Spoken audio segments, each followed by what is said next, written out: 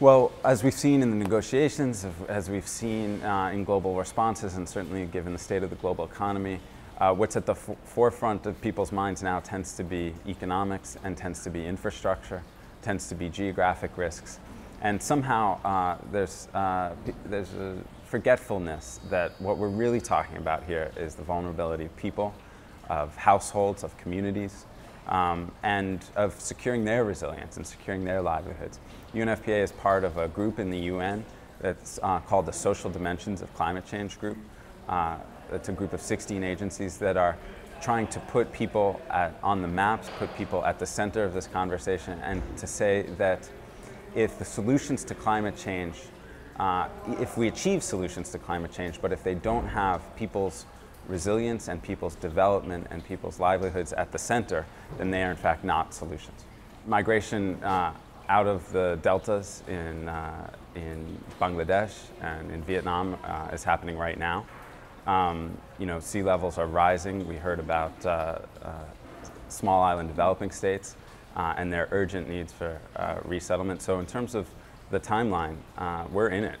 And it's certainly going to accelerate over the next 10, 15, 20 to 50 years. There certainly are components of this that are extreme, thinking about people who need to relocate entire cultures, entire peoples.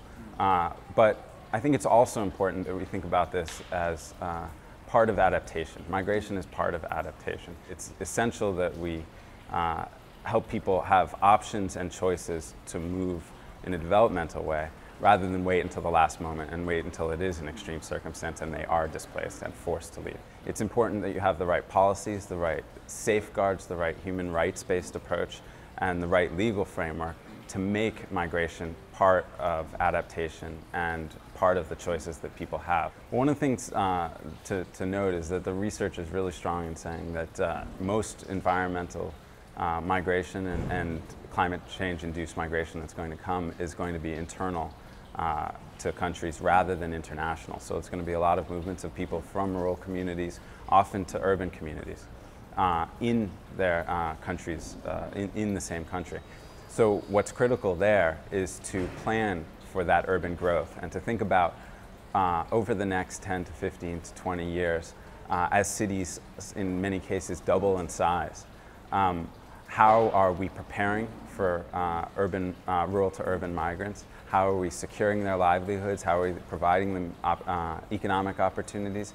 And are we providing land and securing the housing needs of the urban poor? It's a critical part of people achieving better access to services, of people improving their livelihoods, of people really achieving their potential and their capacities as human beings and as members of communities.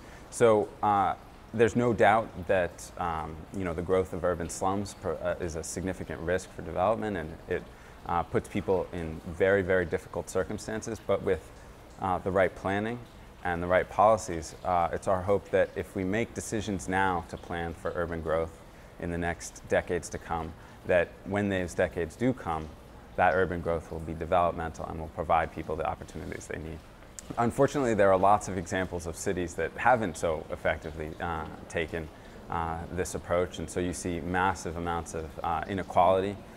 You see kind of divided cities, for instance, Lagos or Nairobi, or certainly South African cities. Even Rio, Sao Paulo. So unfortunately there are some negative stories. There are, however, some positive stories. There's Curitiba. This is a big policy gap, and what's clear right now is that many countries have anti-urbanization policies, policies to restrict urban growth, to prevent migrants from coming, and that creates two problems. One, it's bound to fail, because people come to urban areas both because they're pushed out of rural areas and because of the draw of livelihoods. And the second is that anti-urbanization policies, they don't slow or stop urbanization, they just produce bad or anti-developmental urbanization. They create greater inequalities, they limit people's access to services and to the very developmental potential that cities provide.